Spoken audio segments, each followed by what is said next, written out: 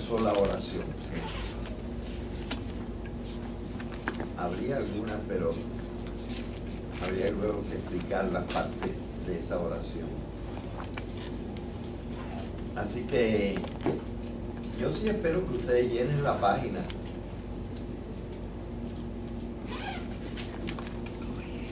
Y si alguno necesita llenar un poquito más de la página, acuérdense, lo escriben por detrás.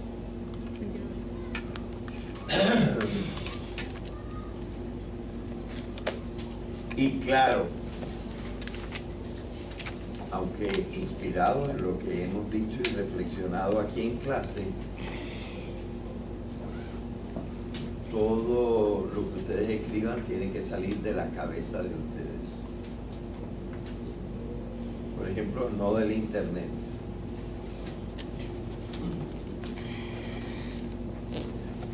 Todo trabajo en computadora, por favor. Procuren que no haya ninguna falta de mecanografía, que no haya ninguna falta de ortografía, y en lo que ustedes puedan y conozcan el español, que no haya una falta de redacción. Es un trabajo serio porque es la tercera parte de las partes intelectuales de esta clase. Y la cuarta parte de la nota, porque hay una nota de asistencia.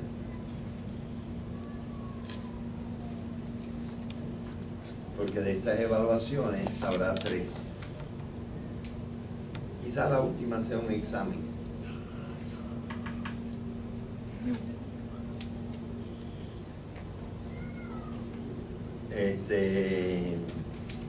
Así que lo toman bien en serio, porque de ahí depende también la buena nota de ustedes. Bien. ¿Ya empezaste? Bueno, pues ahora quiero decirles que esta es la 4ª vez que doy esta clase, porque ya la di ayer un poco a los de martes y jueves, y la di esta a las 7:30, a las 8:30, y esta es la 4ª vez que doy esta clase. Y constato una cosa: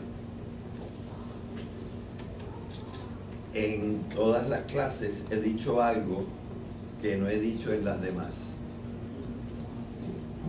Parece que hay tanta materia alrededor de esto, porque yo me voy un poquito de lado y hablo de otra cosa muy importante también, pero que no es lo que dije en la clase anterior. En el fondo estamos hablando todavía de los productos principales en la cultura que proceden de esa cosa que nosotros tenemos en nuestra naturaleza, que se llama la cognición, el conocimiento, la conciencia.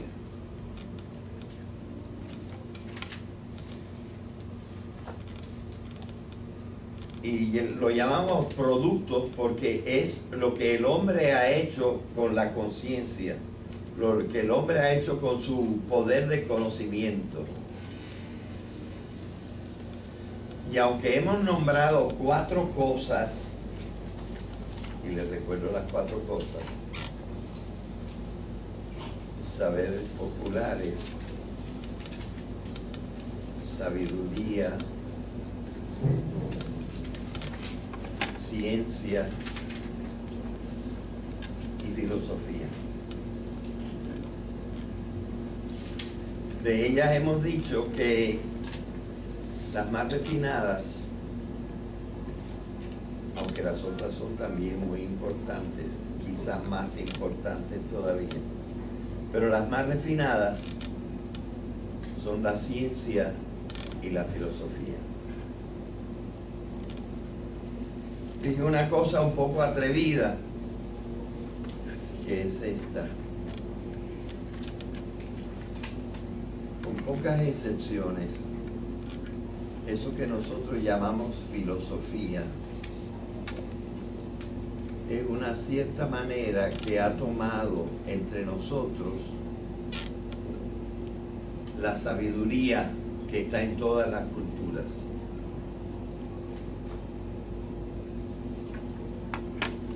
Nosotros le hemos dado un twist que aparece también en otras partes. Y ahora que ha pasado tanto tiempo, ahora la filosofía está en todas partes del mundo. Pero gran parte de la filosofía fue elaborada primero en Occidente. No la sabiduría, que es más importante que la filosofía. Sabiduría han tenido los hombres de todos los pueblos.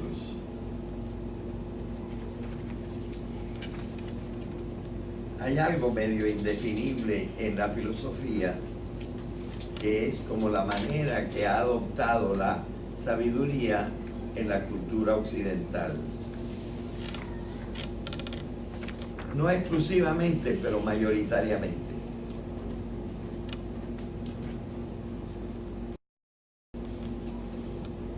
Bueno, nosotros estamos estudiando estos dos productos, porque son la parte de la cultura humana. Y estamos aprovechando para conocer un poquito la realidad.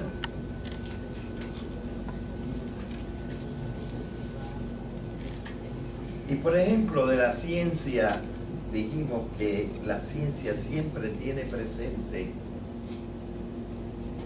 dos cosas que le fascinan y que quiere examinar.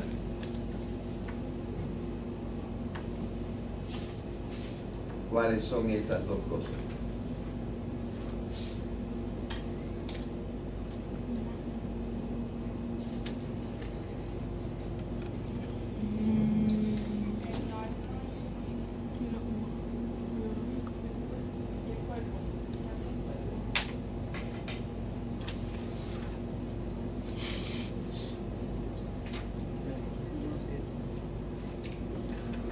¿Y la física que estudia? La física es una ciencia.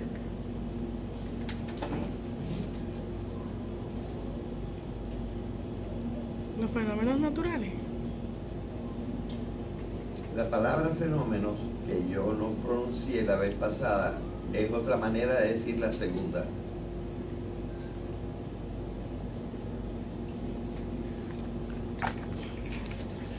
Bien, la ciencia estudia las cosas.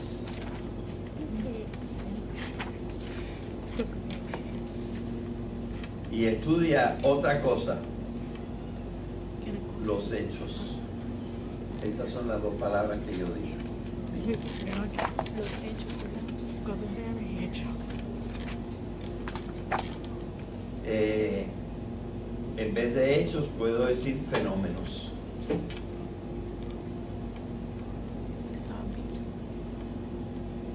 Pero siempre los fenómenos es lo que le ocurre a las cosas.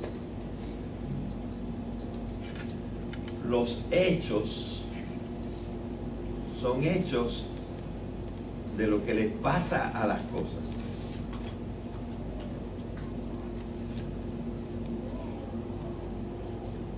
Por ejemplo, un hecho es que en estos días ha estado lloviendo. Pero ¿qué cosa es eso? Que el agua que había en la atmósfera se condensó, pesó más y cayó. Es decir, es algo que le pasó al agua y algo que le pasó a la atmósfera, que perdió una cierta cantidad de humedad. Y y esa humedad se cayó en la tierra.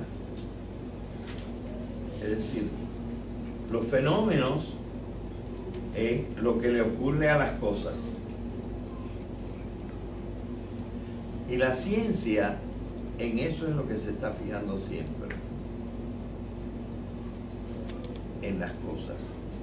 Y entonces unos estudian los animalitos, los insectos, otros estudian los átomos, otros estudian cualquier cosa, las plantas, la tierra, el aire, pero siempre estudian las cosas. En vez de usar la palabra cosas, podríamos usar otras palabras. La que yo ahora he inventado usar es esta palabra. No es una palabra, es toda una expresión. Los constituyentes individuales de la realidad. Eso yo lo tengo apuntado.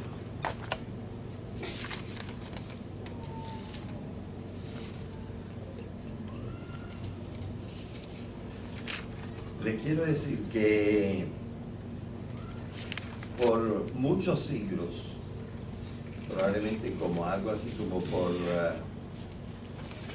de 15 a 18 siglos, había una palabra que se usaba. Pero esa palabra ya no se puede usar. Porque los seres humanos han empezado a usarla para otra cosa. Pero por 18 siglos, lo que ahora yo estoy llamando cosas, o lo estoy llamando constituyentes individuales de la realidad, tenían un nombre especial para ellas. Se llamaban sustancias.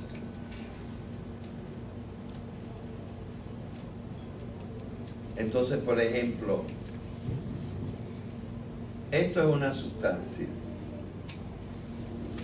esto es otra sustancia, esto es otra sustancia. Tú eres una sustancia, tú eres otra sustancia, no la misma. Tú eres otra sustancia porque eres individual. Tú eres otra sustancia, tú eres otra sustancia, y cada uno de ustedes es una sustancia, y yo también. Y las sillas en que están sentados son sustancias. Cualquier cosa es una sustancia.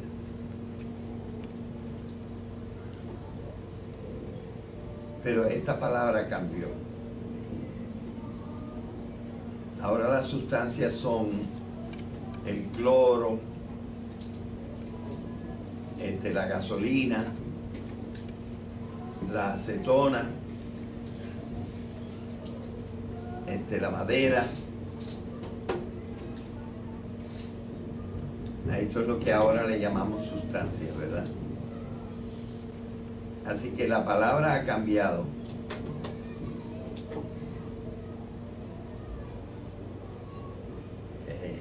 Pero el que usó la palabra, aunque claro la usó en otra lengua, el que usó la palabra, y no sé si la inventó, fue Aristóteles.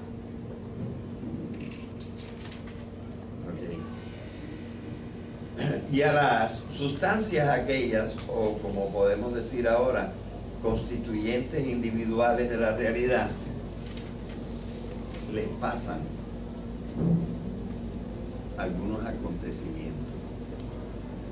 Y esos acontecimientos los llamamos hechos o los llamamos fenómenos.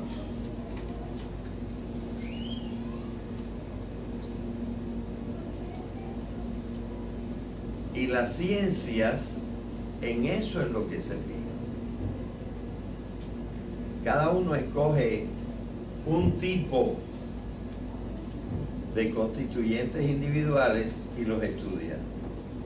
Y hay gente que lo que son es entomólogos, es decir, estudian los insectos. y otros son cosmólogos y estudian los astros. Y otros son botánicos y entonces estudian todo lo que sea planta. Pero siempre están buscando constituyentes individuales de la realidad para entenderlos. Y lo que les pasa a estos constituyentes individuales de la realidad. Claro, para estudiarlos no tienen más remedio que hacer ciertos procesos mentales. Básicamente estos procesos mentales es, vamos a decirlo con una palabra bastante sabia, conceptualizar. Tú partes de la cosa y logras sacar un concepto de lo que esta cosa es. Fíjense, septo. Septo es lo mismo que capto. Está la cosa y está el concepto.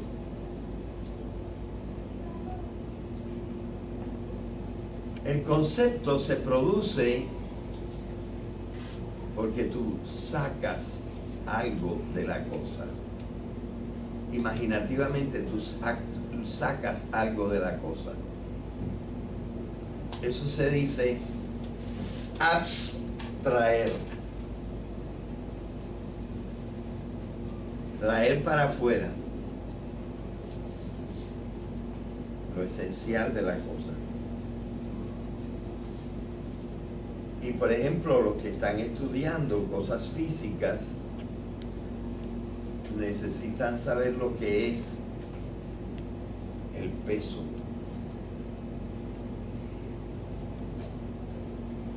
Que básicamente es cómo lo afecta la gravedad.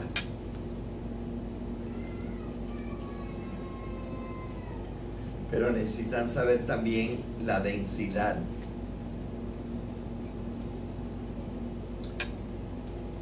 Necesitan saber la medida, la dimensión. Y todos estos son conceptos. Pero los científicos, fíjense que estos conceptos siempre están bien pegaditos a las cosas. O sea, tú estudias la densidad del aceite. Tú estudias el peso de la madera de caoba. Tú estudias la dimensión de los insectos. Es decir, no es la dimensión que tú estás hablando de la dimensión, no. La dimensión para el insecto, el peso para esto o para aquello, la densidad para esto o para aquello. Es decir, la mente del científico está muy ligada a lo concreto.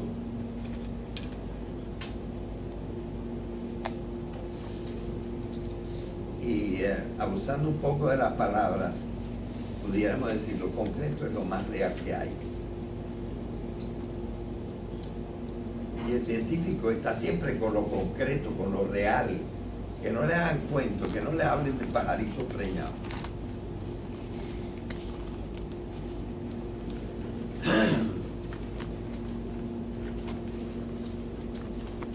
Pero, de todas maneras, no pueden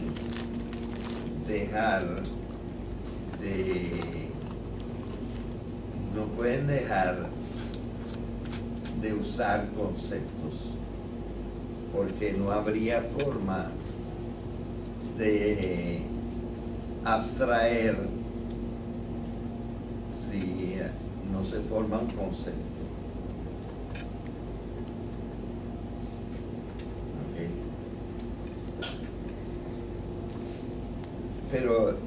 observado que esos conceptos siempre tienen bien cerquita de ellos las cosas.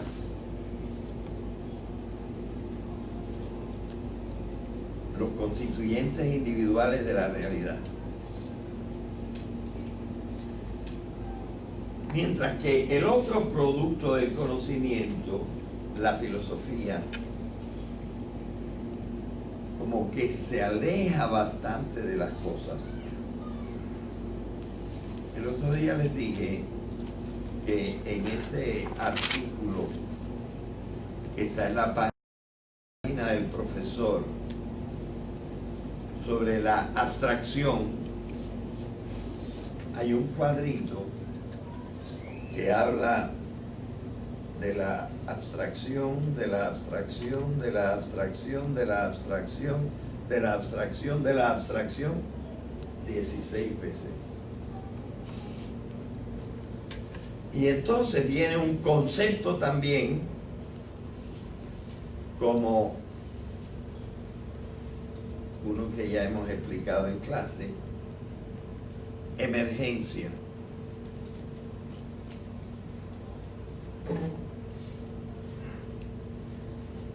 Pero fíjense, ¿qué cosa es la emergencia? Es el surgimiento de propiedades. Fíjense, no estoy hablando, parece que no estoy hablando de cosas, porque la palabra propiedades está en todas las cosas. Pero es tan general que es una palabra ya muy abstracta y difícil de definir.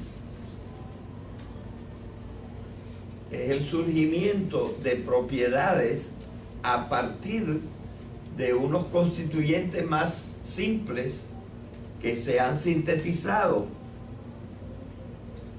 Y fíjense que no he mencionado el hidrógeno y el oxígeno, pero a lo mejor de eso es que estoy hablando.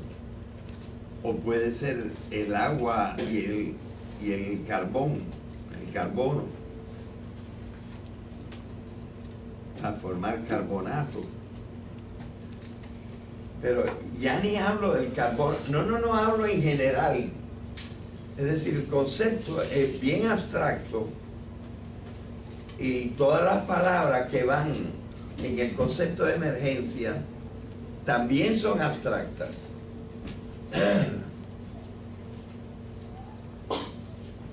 Y entonces parece que es otra cosa, ¿verdad? Pero es el mismo concepto de abstracción y en el fondo está la realidad también. Así que nosotros bregamos con la realidad mirándola concretamente en sus partes o cada vez en un plano más alto. Y estudiando la realidad, hemos llegado a pensar que existen unos fenómenos que merecen un nombre especial, porque cambian tanto las cosas cuando suceden. Y a estas cosas y a esto que sucede lo llamamos la trascendencia.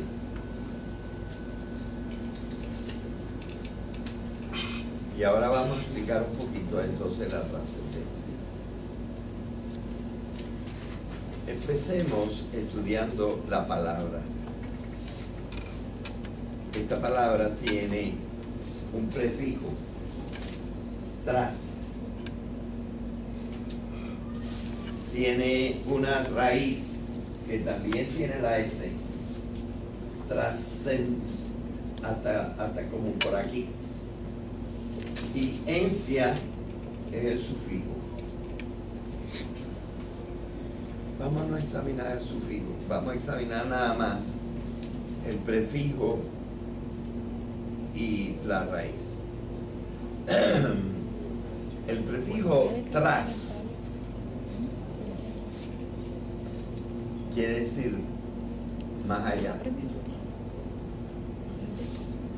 pero realmente tan allá que no es como ascender a la montaña, sino pasar más allá de la montaña, ¿verdad?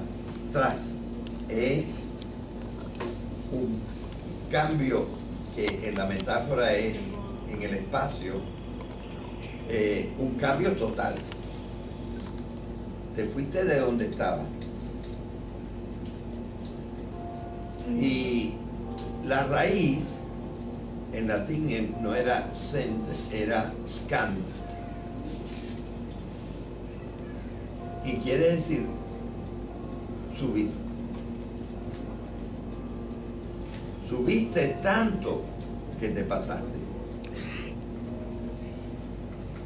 Y eso es trascender.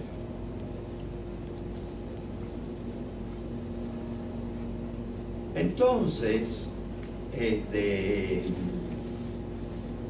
yo digo que hay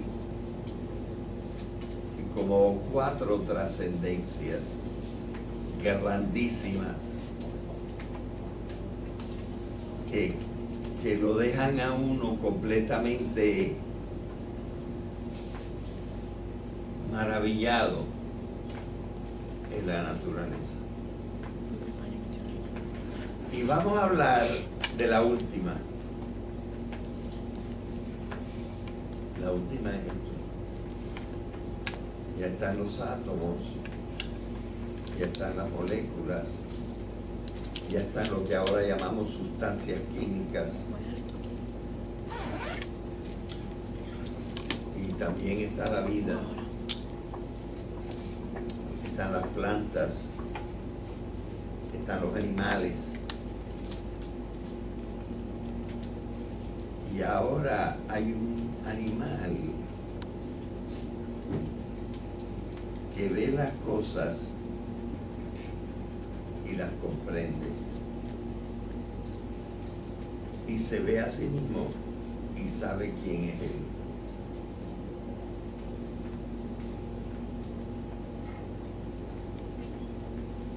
Entonces el mundo se ha duplicado, porque están las cosas y está alguien que para la mayor parte de las cosas ha sacado unos conceptos, y es el mundo de los conceptos, que no es el mundo de las cosas. ¿Verdad? Se ha duplicado todo.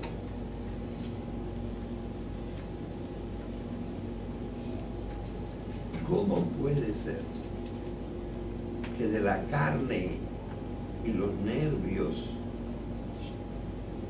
haya salido eso?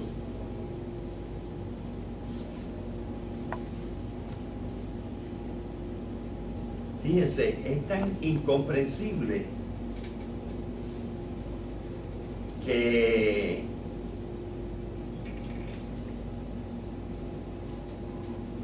dijeron, tiene que haber venido algo diferente, porque de la carne no puede salir el pensamiento.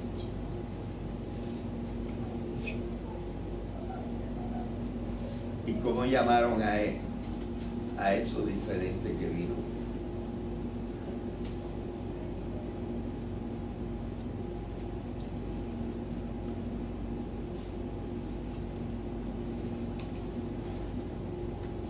Lo llamaron alma. Porque no concebían que eso podía salir de la electricidad de los nervios.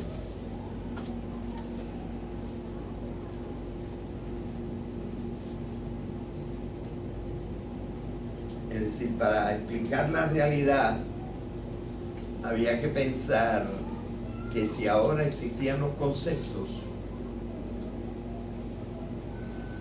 tenía que haber venido otra cosa, porque con lo que había no se podía obtener conceptos. nosotros antes ya dijimos y dedicamos una clase a decir, el alma no es una cosa. Y como que entramos un poco en la materia y nos comprendemos. Sabemos que no está mal usar la metáfora alma, pero que en realidad para una explicación más profunda tenemos que ver que en el fondo todo está conectado. ¿Y cómo se conecta el espíritu con la materia?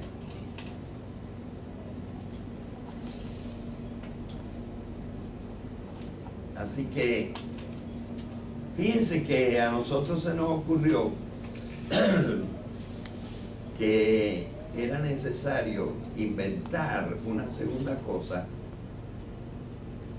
para comprender que esa parte de la realidad que se llaman los conceptos viene de otra parte y no del cuerpo.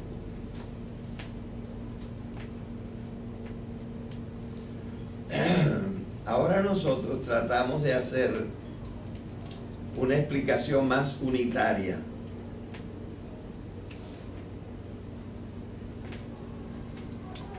Y decir, no, todo en el mundo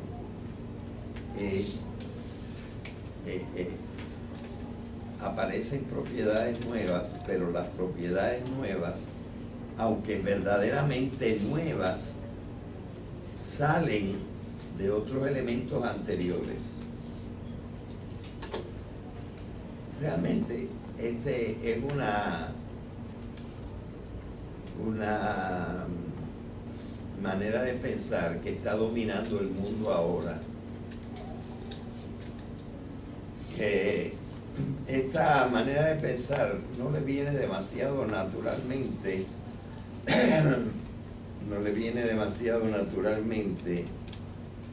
a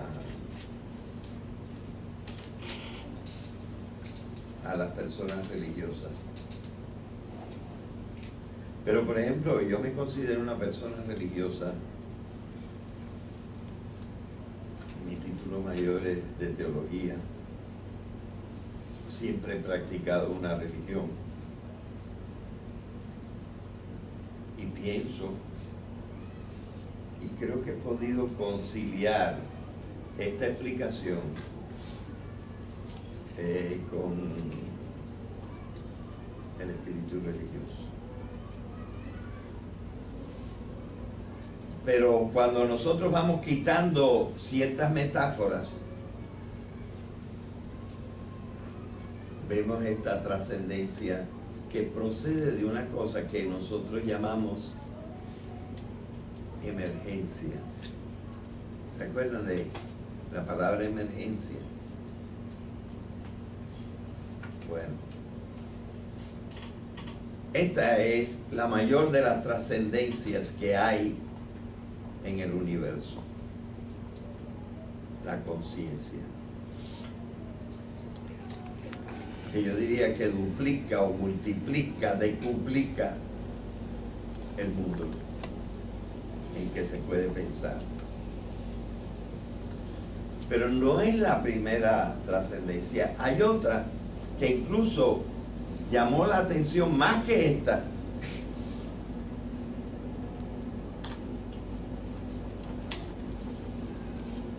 Y vamos a decir cuál es el nombre de ella. La vida. El libro principal de la vida lo escribió un físico, Schrödinger. Y el libro se llama What is Life? Y él lo que escribe es, pues, en cierta manera,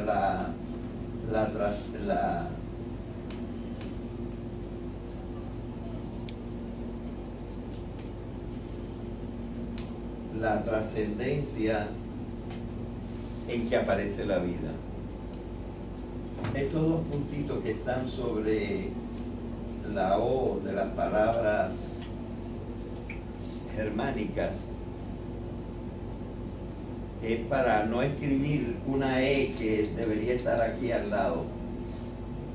En vez de escribir la E, se le ponen los dos puntitos arriba al diptongo. Bueno, entonces Schrödinger escribió ese libro de What is Life. Y fíjense la trascendencia en qué me parece, como yo la veo, en qué consiste. Antes de que hubiera vida, yo diría que todas las cosas estaban empujadas. Nada se movía por sí mismo. Todas las cosas estaban empujadas. En primer lugar, por la gravitación.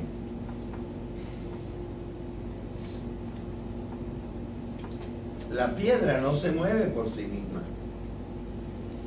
La piedra se mueve porque algo la empuja o la jala, la atrae. Todo lo que existía estaba empujado o alado. Cierra ahí.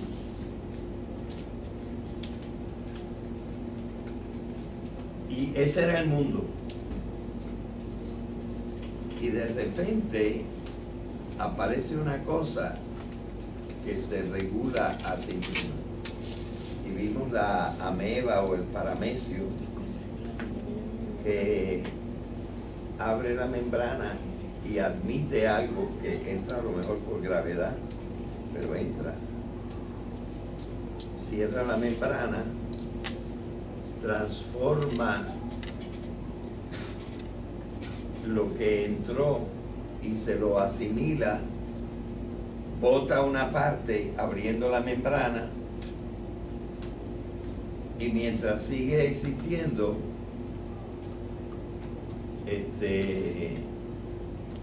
se reproduce, ¿verdad? No está siendo empujado. Desde adentro está regulándose. Y de ahí empieza a salir la cosa y a intervenir con el espacio. ¿Cómo se llama eso? El otro día pregunté la palabra, pero se me olvida. Por lo que se forma la clorofila, la fotosíntesis, ¿no? Es decir, hay una actividad, ahora es una actividad sumamente diferente. Una actividad que no es empujada, sino creada por los mismos constituyentes individuales. Y están vivos.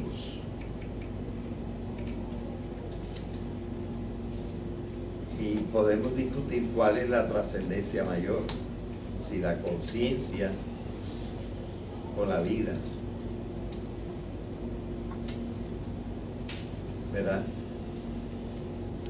Probablemente la conciencia, porque son propiedades nuevas, pero la vida es una brutal trascendencia.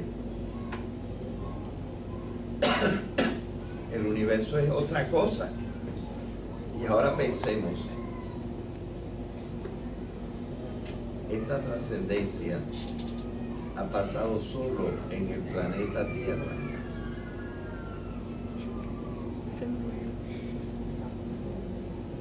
Todavía no estamos seguros.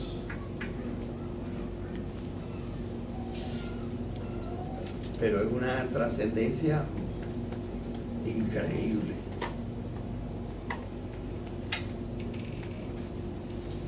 Bueno, pero hay una trascendencia anterior.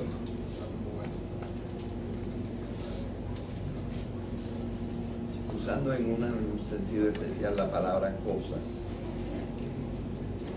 Esa trascendencia es la aparición de las cosas. en cierta manera podemos decir, y alguna gente ha dicho, que desde el Big Bang hasta la aparición de la primera cosa han pasado 4.500 millones de años.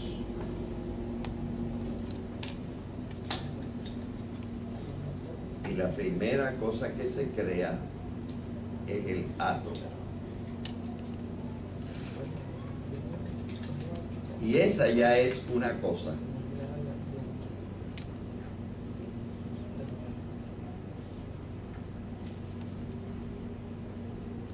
Pero luego, en el siglo XX y desde finales del siglo XIX, se empieza a estudiar que allí no empezaba todo. Que había ese largo periodo, todavía no se conocía ni el Big Bang. Pero había un largo periodo en que algo había, pero que en cierta manera pudiéramos decir que no eran cosas. Es más, este señor, Christopher Fuchs, lo dice, y donde lo dice, que yo lo leí, la palabra cosa, things, si este es el tamaño de la letra, la palabra things está escrita con este tamaño y en letra más oscura. No eran cosas. They were not things. Eso es lo que dice Fuchs. Si algo había entre el Big Bang y la aparición del átomo, no eran cosas lo que había. Y entonces me preguntaron, ¿y qué era? La respuesta de él, yo sé cuál es, pero no la puedo explicar, porque creo que les costaría, a mí me costaría mucho tiempo explicarla acá, en lo que yo sé. Pero él lo dice, lo que había era información. Pero la palabra información no es lo que ordinariamente nosotros entendemos por información. Y otro señor que se llama Werner von Heisenberg, que es uno de los grandes de la física cuántica, él dijo, él no usó la palabra cosas, pero él dijo que en el mundo de lo cuántico, que era el que existía antes del átomo, en el mundo no había, no me acuerdo qué palabra usó él, pero lo que había no lo definió como cosas ni como realidades. Él dijo, they are possibilities, posibilidades. Posibilidades quiere decir que puede ser, pueden llegar a ser. Y como él dice, en inglés se puede decir, en español no se puede decir. They don't actually exist. Usando la palabra latina actu, que quiere decir que existe realmente.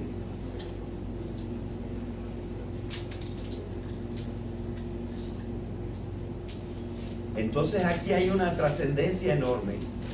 Aparecen las cosas.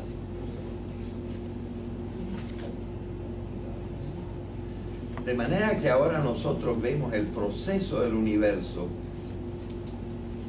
como de unas transformaciones en que las cosas dan un vuelco tremendo.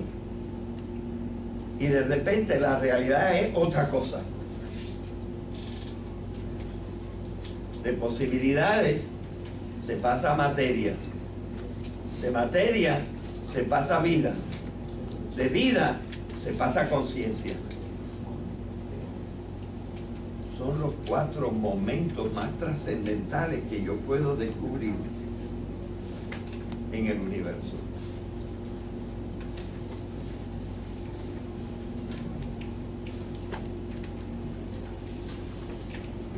Ok. Pero esto es dentro del universo.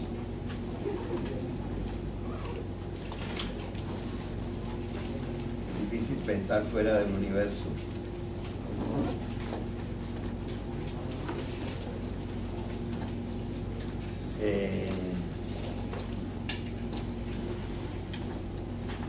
Pero se ha pensado fuera del universo. Porque dentro del universo existe una cosa, esto lo tengo que decir muy ligeramente porque ya se pasó el tiempo, que se llama, hay una cosa que se llama causas.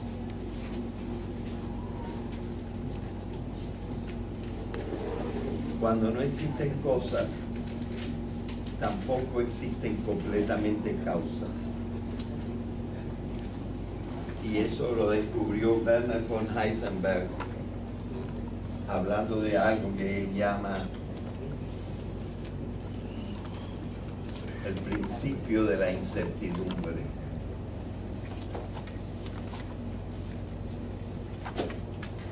The uncertainty principle. O sea que eso de causa está un poco problemático en el mundo antes de que haya átomos.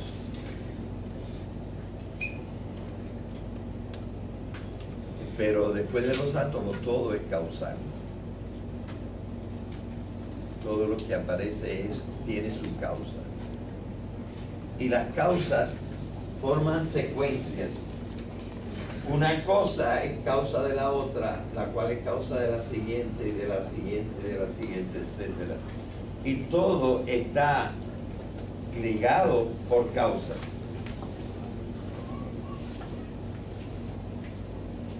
Entonces, ¿qué pasa? Existen secuencias. ¿Y cuál es la causa de que haya secuencias?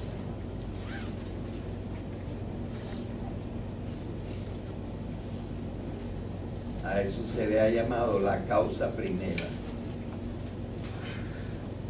Este eslaboncito de aquí no es la causa primera.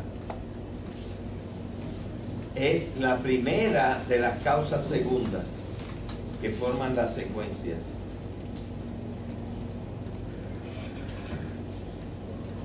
Y los seres humanos le hemos dado un nombre a la causa primera. ¿Alguien sabe cuál es ese nombre que le hemos dado?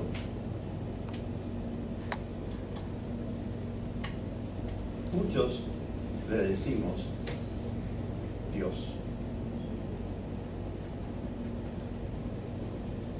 Entonces eso exige el estudio de las causas. Y claro, yo no he entrado en el estudio de las causas. Pero por ahí tendríamos que ir. Entonces, esa causa primera es la trascendencia absoluta. Y las otras son trascendencias relativas.